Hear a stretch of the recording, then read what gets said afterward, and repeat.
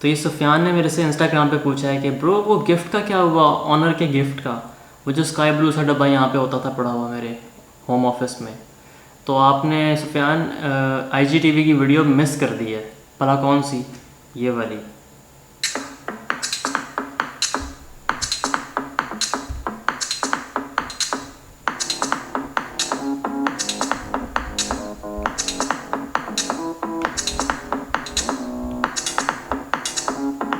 बहुत बहुत मुबारक हो एट हम शायद 12 को जो गिव अवे के विनर हैं। तो थोड़ी सी इसमें गलती मेरी भी है, वो लॉकडाउन के चक्करों में मैंने बहुत ऐसा कोई व्लॉग अपलोड नहीं किया, तो मैं आपको बता नहीं सका कि वो जो गिव अवे था वो जा चुका है, और वो गया अभी जुलाई में है। 23 जुलाई को मैंने वो भेजा है, और कुछ फुटेज भी है उसकी, मेरे पास प्रूफ है कि वो मैंने भेज दिया है।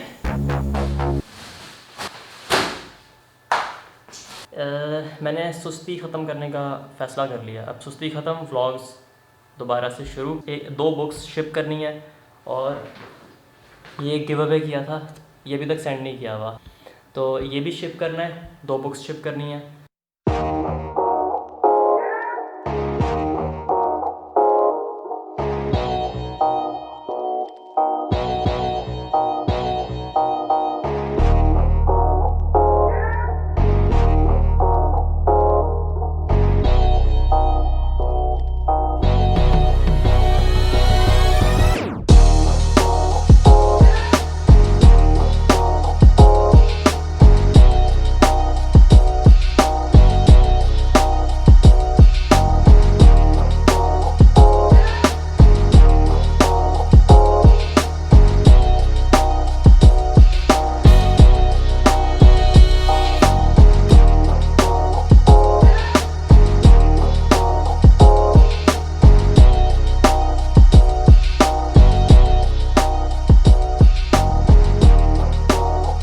पोस्टिंग का काम हो गया है, कोरियर कर दिया है मैंने।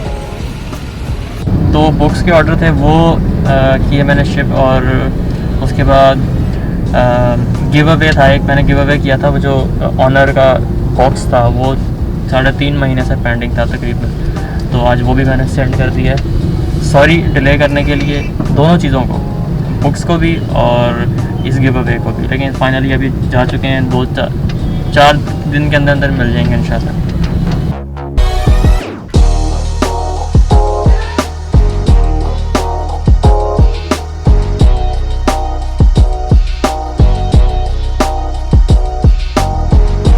ये मेरे चार्जर की वायर है, ये देखें, ये जो अंदर ये इवन ये ग्रे जो इसकी वायर्स हैं ये भी एक्सपोज हुई हुई थी, और इससे खुदा ना खास्ता करंट भी पड़ सकता था।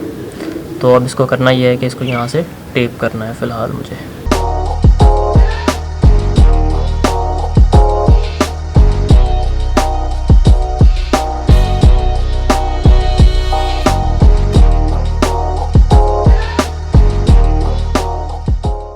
इंस्टाग्राम पे मैंने कुछ क्वेश्चंस पूछे थे और उनके अब आंसर करूँगा इस वीडियो में, लेकिन यहाँ बैठ के नहीं, वो करूँगा मैं तसल्ली से एसी में बैठ के ऑफिस में। अगर आपने इंस्टाग्राम पे मुझे फॉलो नहीं किया हुआ, ये मेरा इंस्टाग्राम का आईडी है, फॉलो कर लें। मैं अक्सर वहाँ पे स्टोरी में क्वेश्चंस लेता हूँ और अब उनको आंसर करता हूँ। तो इस दफ़ा मैं आंसर वीडियो में कर रहा हूँ, मे बी नेक्स्ट टाइम भी मैं व्लॉग में करूँगा आंसर। और नेक्स्ट Q&A की एक इंटरेस्टिंग चीज़ ये होगी कि मैं बेस्ट क्वेश्चन पूछने वाले को एक अपनी तरफ से एक बुक सेंड करूँगा जो बेस्ट क्वेश्चन पूछेगा मेरे से। तो ऑफिस जाके मैं क्या हो गया मेरी आवाज़ को मैं आ चुका हूँ ऑफिस में अपने, और अब मैं करूँगा Q&A। जो मैंने इंस्टाग्राम पे क्वेश्चंस लिए थे उनको आंसर करूँगा डिटेल में। तो अगर आपको इस हिस्से से आगे वीडियो की स्पीड थोड़ी सी बढ़ानी है, 1.25x करनी है, तो आप कर लें, क्योंकि मैं थोड़ी डिटेल में बात करूँगा और आपको शायद आपके लिए बोरिंग हो जाए, तो आप स्पीड बढ़ा लें ज़रा वीडियो की।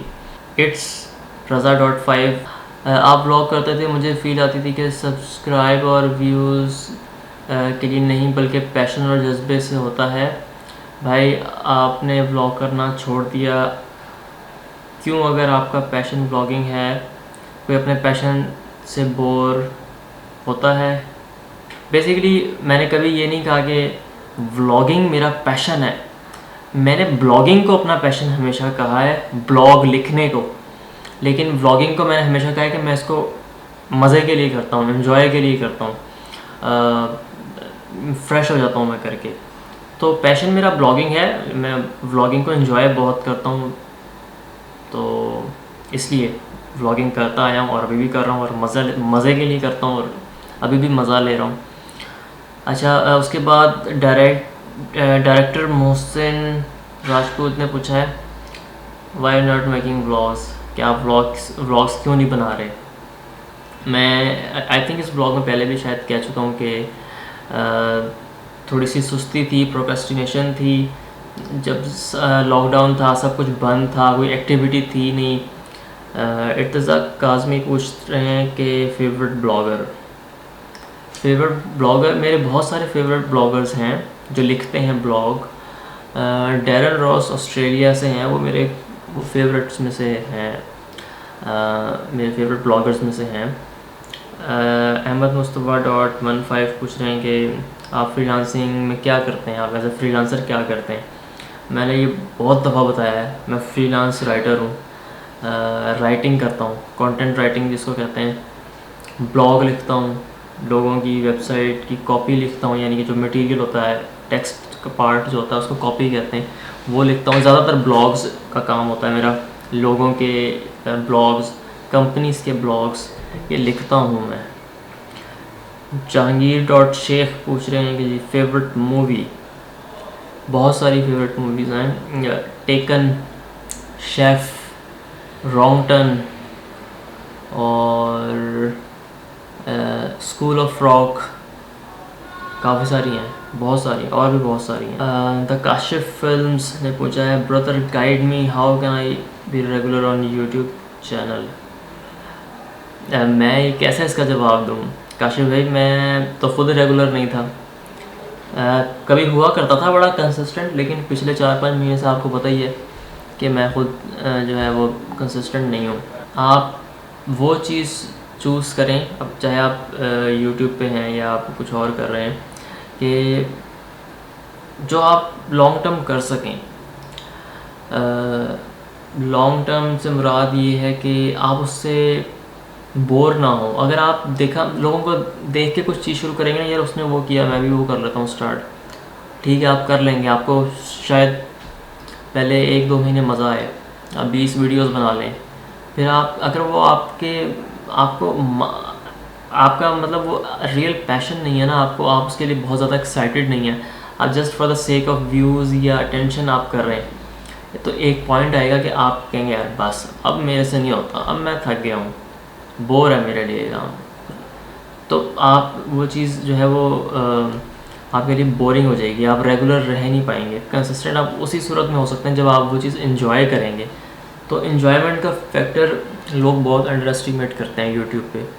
तो वो अगर आपने वो चीज़ फिगर आउट कर ली कि आप क्या इन्जॉय कर रहे हैं, और देखें इन्जॉय जब आप करेंगे ना, उसकी सिंपल निशानी होगी कि आप एट स्केल वो कर सकेंगे, यानी कि आप लंबे अरसे तक कर सकेंगे वो बग़ैर एग्जॉस्ट हुए, बग़ैर बोर हुए।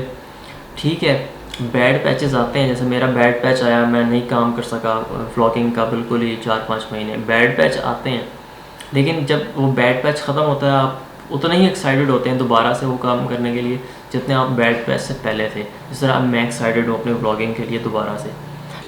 जो नेक्स्ट क्वेश्चन है वो है small_brown_girl, अतीका इनका नाम है। उन्होंने पूछा है कि ये बता दें कि इस फेज से कैसे निकलें। I mean the phase for last 1.5 year, इतना ज़्यादा ट्राई किया पर दिल नहीं करता। अब इस बात का स्ट्रेस अलग रहता है कि कुछ क्यों नहीं होता। वो बेसिकली इनका प्रॉब्लम ये है कि ये फिगर आउट करना चाह रही हैं कि क्या करूं। वो मैंने डिस्कस किया था ना कि अपनी स्टोरी में कि मैं बैड पैच चल रहा था, तो इन्होंने कहा कि मैं भी उस फेज़ में हूँ तकरीबन 1.5 साल से। तो अतीका, इसके लिए मैं आपको ये कह सकता हूँ, मैं कोई एक्सपर्ट तो नहीं हूँ इस मामले में, मैं अपने एक्सपीरियंस की बुनियाद पे ये कह रहा हूँ कि जब बैड पैच आए ना आपका, ज़्यादा परेशान ना हो, रिटेलिएट ना करें, उसको फेस को ना चुप करके गुजार लें। लेकिन अगर आप जैसे 1.5 साल कह रही हैं, तो 1.5 साल तो बहुत ज़्यादा टाइम है। ये बैड पैच 2-3-4 महीने का होगा, ज़्यादा से ज़्यादा, उससे ज़्यादा तो नहीं हो सकता। तो आपका जो आप 1.5 साल जो कह रही हैं, वो फिर ये है, आपको अपनी स्ट्रेंथ फिगर आउट करने की ज़रूरत है। मैं हमेशा अपने आर्टिकल्स में लिखता हूँ find your strength, find your strength, कि आपको अपनी स्ट्रेंथ ढूंढनी है। आप अपनी इसका मतलब ये है कि वही इसका सिंपल मतलब है, कोई आपकी जो वो स्किल, आपका वो इंटरेस्ट या आपका वो पैशन जो भी आपने फिगर आउट नहीं किया, वो आपको पता नहीं है, आपको अंदाज़ा नहीं है। तो मेरी जो बुक है वो पूरी बुक इसी पे ही है, अपनी स्ट्रेंथ फाइंड करने पे। अपनी वो अगर आप पढ़ें, जो मेरी लेटेस्ट जो ई बुक है, या जो मेरी पेपर बैक में भी जो बुक है, लिंक डिस्क्रिप्शन में है। लेकिन मैंने अपनी सोच से वही सारी चीज़ लिखी है कि कैसे आप अपनी स्ट्रेंथ को फाइंड कर सकते हैं। देखिए, ये 3-4 चीज़ें ही हैं। आपकी स्किल वो आपको पता होता है, आपका इंटरेस्ट वो आपको पता होना चाहिए, आपको फाइंड करना है, या आपका पैशन। ज़रूरी नहीं है कि आपको अपना पैशन पता हो, आपने एक्सपेरिमेंट करते हैं, आपको कोई चीज़ पसंद आती है, फिर आप मज़ीद उसको करते हैं, ट्राई करते हैं, आपको मज़ा नहीं लगता है, वो आपका पैशन बन सकता है। हारिस ASFQ पूछ रहे हैं इंस्टाग्राम पे, tell me about Amazon affiliate marketing programme, do you have any experience in it. जो अमेज़ॉन का एफिलिएट प्रोग्राम है, जिसको अमेज़ॉन एसोसिएट्स कहते हैं, इन्होंने उसके मुतालिक सवाल किया है। तो हारिस, मैं 2017-18 में यूज़ करता रहा हूँ, मेरा थोड़ा बहुत एक्सपीरियंस है, 10-12 सेल्स उससे हुई थी मेरी, और थोड़ा बहुत कमीशन बना था, लेकिन मैंने उसको ज़्यादा कंटिन्यू नहीं किया। हाँ, मुझे उस छोटे से एक्सपीरियंस से 2-3 चीज़ें ज़रूर समझ में आई हैं, जो मैं अप्लाई कर सकता हूँ आगे, या मैं शेयर कर देता हूँ आपके साथ, और भी जो लोग इंटरेस्टेड होंगे उनको भी इन 2-3 टिप्स से बड़ा फ़ायदा होगा। उसमें सबसे पहले ये चीज़ है कि आप अमेज़ॉन एसोसिएट प्रोग्राम के अंदर जो वन लिंक का टूल है, उसके ज़रिए आप अपने amazon.com के अकाउंट को बाकी जो अमेज़ॉन की साइट्स हैं, यानी कि अमेज़ॉन जो कनाडा की है, जर्मनी की है, यूके की है, उससे लिंक करें। वो लिंक करना बहुत आसान है, वो आप स्टेप बाय स्टेप अगर उसको फॉलो करेंगे, आप लिंक कर लेंगे। एक कोड अपनी वेबसाइट पे डालना होता है, कोड डालने के बाद उसको साइन अप करना होता है, बाकी सारे अकाउंट्स को फिर लिंक करना होता है। वो बड़ा सिंपल है, वो जब आप वन लिंक की पेज पे जाएंगे अपने अमेज़ॉन एसोसिएट से, तो वो आप लिंक कर लेंगे। सबसे पहले लिंक करें अपनी सारी साइट्स को। उसका फ़ायदा ये होता है कि अगर amazon.com का आपने लिंक अपनी वेबसाइट पे लगाया हुआ है, और कनाडा से या जर्मनी से एक विज़िटर आ गया, उसने क्लिक किया है ना, तो वो रीडायरेक्ट हो जाएगा अपनी मतलूबा जो अमेज़ॉन की जो उनकी वेबसाइट है कंट्री की। और अगर आपने वन लिंक के ज़रिए बाकी अकाउंट्स को लिंक नहीं किया हुआ, तो वो सेल आपकी जो है वो काउंट नहीं होगी, चाहे आप सेल कर भी दें। आपकी साइट से रेफरल हो और सेल हो भी जाए, आपको फ़ायदा नहीं होगा। तो वन लिंक करना लाजमी है। दूसरी ये चीज़ कि एक जो कुकी होती है एफिलिएट प्रोग्राम की, अमेज़ॉन की, वो 1 डे की है। कुकी होती है यानी कि जो रिकॉर्ड रहता है, आपकी सेल काउंट होती है एफिलिएट प्रोग्राम से। वो किसी प्रोग्राम की 30 दिन होती है, किसी की 90 दिन होती है, किसी की 45 दिन होती है। तो अमेज़ॉन की ये गलत चीज़ लगती है मुझे कि इनकी सिर्फ 24 घंटे है। आपकी वेबसाइट पे क्लिक हुआ, आपकी वीडियो की डिस्क्रिप्शन से क्लिक हुआ, कहीं से भी क्लिक हुआ, आई थिंक वीडियो में यूट्यूब पे शायद ये कहते हैं अमेज़ॉन वाले कि आप नहीं डाल सकते डिस्क्रिप्शन में, इसका मुझे पता नहीं है। मैं फ़िलहाल सिर्फ वेबसाइट की बात कर रहा हूँ या ब्लॉग की बात कर रहा हूँ। आपकी वेबसाइट पे क्लिक हुआ, लिंक विजिटर गया अमेज़ॉन पे, 24 घंटे के अंदर अंदर उसने शॉपिंग कर लिया, तो आपको कमीशन मिलेगा। 24 घंटे के बाद उसने परचेज़ किया तो आपको कमीशन नहीं मिलेगा उसका। और तीसरी चीज़ बड़ी इंपॉर्टेंट है अमेज़ॉन के लिए, अमेज़ॉन एसोसिएट प्रोग्राम के लिए, वो ये है कि आपको बड़ा स्पेसिफिक कंटेंट बनाना पड़ता है, बड़ा टू द पॉइंट। ये नहीं हो सकता कि आपने एक मल्टी निच ब्लॉग बनाया हुआ है और उस पर आप एक्सपेक्ट कर रहे हैं अमेज़ॉन की सेल्स हो जाए। आपको हाई क्वालिटी का अच्छा कंटेंट वाला ब्लॉग बनाना पड़ता है, उसका भी एक बड़ा स्ट्रेटेजिक तरीका है। वो कभी फ्यूचर में डिस्कस करूँगा, मैंने अभी उस पर प्रॉपर एक्सपेरिमेंट किया नहीं है, जब करूँगा तो ज़्यादा तब शेयर करूँगा। लेकिन जो मैंने ऑब्ज़र्व किया है वो यही है कि मिसाल के तौर पे अगर किसी ने एक वेबसाइट, एक ब्लॉग बनाया है सिर्फ लैपटॉप्स पे, तो वो अमेज़ॉन के ज़रिए मतलब उस पर अर्निंग कर सकता है एफिलिएट प्रोग्राम, एफिलिएट मार्केटिंग में। लेकिन अगर उसने एक डिफरेंट एसेसरीज़ पे बनाया हुआ है तो तब थोड़ा मुश्किल हो जाएगा, क्योंकि जब आपका एक स्पेसिफिक ब्लॉग होता है, एक स्पेसिफिक निश पे होता है, तो आप ज़्यादा अथॉरिटी रखते हैं, आप ज़्यादा उस पर डीपली काम कर सकते हैं, और फिर विजिटर उस तरह के माइंड सेट के, उस तरह के इंटेंट वाले विजिटर लाना आसान होता है आपके लिए। उसके बाद सभी डॉट साकिब ने पूछा है, how to convince client to work at a higher rate without sounding rude और ड्रॉपिंग योर रेटिंग। बहुत अच्छा सवाल है। तो देखें, मैं अपने आप को एक्सपर्ट तो नहीं कहता उसका फ्रीलांसिंग का, लेकिन ये है कि मैं अपना एक्सपीरियंस एक शेयर कर सकता हूँ। मैंने क्लाइंट के साथ तकरीबन 45 महीने काम किया, ऑलमोस्ट 4 साल के करीब, पौने 4 साल के करीब। और मेरी स्ट्रेटजी ये थी कि मैंने ना पहले दिन से जी सोचा हुआ था कि इस क्लाइंट को मेरा काम पसंद है और ये मेरी हर महीने मेरी तारीफ़ करता है, और एक दफ़ा मैंने अपने रेट बढ़ाए भी थे। तो मैंने क्या किया, मैंने पहले 2 साल कोई पैसे बढ़ाने की बात नहीं की। मैंने ना अपनी स्ट्रेटजी ऐसे बनाई कि मैंने सोचा कि मैंने इसकी कमज़ोरी बन जाना है, और बहुत हाई क्वालिटी का काम करके देना है, मेहनत से काम करके देना है। मतलब उसको क्लाइंट को सेटिस्फाई करना है, इतना सेटिस्फाई करना है कि वो ख़ुद मजबूर हो के मेरे अलावा वो सोचे भी ना किसी का, यानी कि मुझे रिप्लेस करने का सोचे भी ना। एक ब्लॉगर है, एक एक्सपर्ट है, एक मैंने पॉडकास्टर भी है, उसकी मैंने पॉडकास्ट सुन रहा था, उसने एक बड़ी ज़बरदस्त बात की, बल्कि उसने एक आर्टिकल में लिखा था जो मैं पढ़ रहा था, तो मुझे उस आर्टिकल की कोई बात याद नहीं है सिवाय एक के। उसने कहा था कि उसका नाम था जेरेड मोरिस। उसने कहा था, if you are replaceable you will be replaced. कि अगर आप रिप्लेसेबल हैं, यानी कि आपका कोई मुतबादिल है, तो आप फिर तब्दील हो जाएंगे, आप यानी कि आपको बदल दिया जाएगा किसी पॉइंट पे। उसने इसी फ्रीलांसिंग के हवाले से और ऑनलाइन काम करने के हवाले से उसने कहा था कि if you are replaceable you will be replaced. तो अपने आप को ऐसा बनाएं कि आप रिप्लेसेबल ना हो।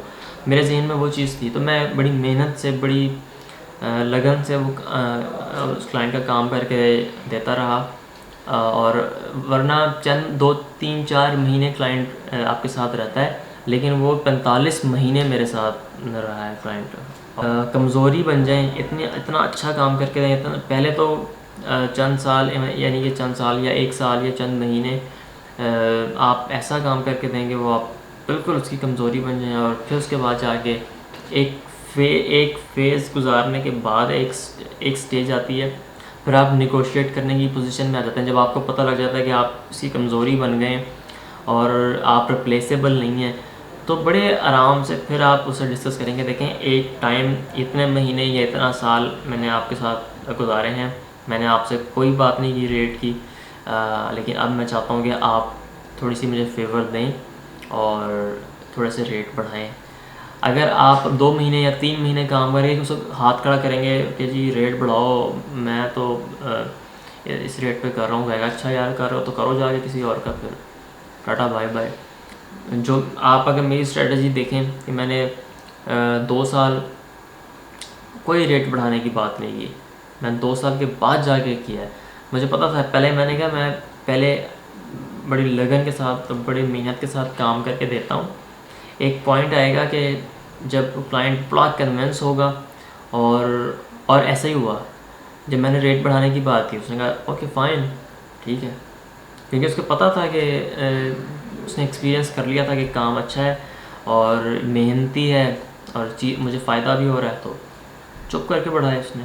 लास्ट क्वेश्चन है वहाज अहमद की तरफ से, उन्होंने जो है वो क्वेश्चन किया है, my question is about YouTube, what do you think which one of the following matter the most regarding growth on YouTube, quality, quantity और स्पीड। सबसे टेक्निकल और सबसे मुश्किल सवाल यही है फहाज। ये इसका कोई डेफिनेट आंसर नहीं हो सकता।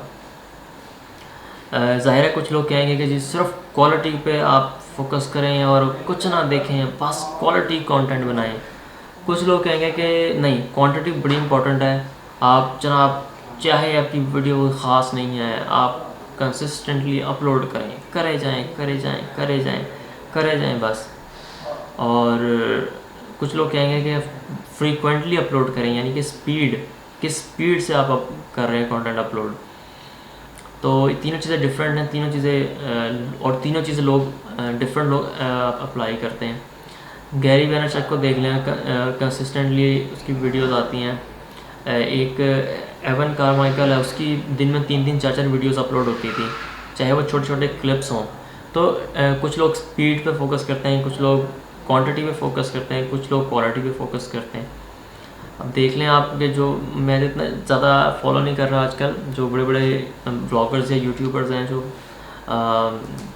ये बहुत कभी बड़ी मेहनत के बाद एक वीडियो बना के, बड़ी शॉर्ट फिल्म टाइप वीडियो बना के कई कई दिन के बाद जो अपलोड करते हैं, या इवन कि इनके व्लॉग्स देख लें, पीटर मैककिनन, केसी नाइस्टेड और बहुत सारे क्रिस एंड बेकी हैं और बहुत सारे हैं, ये इनके व्लॉग्स ऐसे मतलब फिल्म स्टाइल के, इनके शॉर्ट फिल्म टाइप के इनके व्लॉग्स होते हैं, तो जिस पर बड़ी मेहनत लगती है और फ्रीक्वेंटली नहीं भी आते इनके, कभी हफ्तों बाद, कभी महीनों बाद व्लॉग आते हैं। तो हर एक की अपनी स्ट्रेटजी है, हर एक का अपना एक तरीक़ाकार होता है। आपको अगर समझ में नहीं आती आपको क्या, इन तीनों में से आपको किस स्ट्रेटजी को चूज़ करना चाहिए या किस पाथ को फॉलो करना चाहिए, उसका बेहतरीन हल एक्सपेरिमेंटेशन। देखें, आपने बर्न आउट नहीं होना है, आपने फिगर आउट करना है कि आप क्या एंजॉय कर रहे हैं। क्वालिटी को एंजॉय कर रहे हैं जो आप महीने में 2 अपलोड करें और आप बस उससे बहुत खुश हों। अगर आप क्वांटिटी को एंजॉय कर रहे हैं कि आपको मज़ा आ रहा है, आप एग्जॉस्ट नहीं हो रहे, आपकी एनर्जी ख़त्म नहीं हो रही वो कंटेंट बना के, अगर आप हफ्ते में 3-4 वीडियोस बना रहे हैं तो वो अगर आपके लिए काम कर रही है तो वो आपके लिए बेहतरीन स्ट्रेटजी है। अगर स्पीड आपके लिए काम कर रही है कि आप दिन में 2-2 3-3 छोटी छोटी वीडियोस बना के अपलोड कर रहे हैं और बड़ी स्पीड के साथ आप कंसिस्टेंट अपलोड कर रहे हैं, अगर आपके लिए ये चीज़ काम कर रही है तो मैं कौन होता हूँ कहने वाला कि फ़लाँ चीज़ पे फोकस करें। तो जैसे मैंने कहा, इसका डेफिनेट कोई आंसर नहीं है। तो experimentation is the way forward. Experiment करें और अंडरस्टैंड कर लें।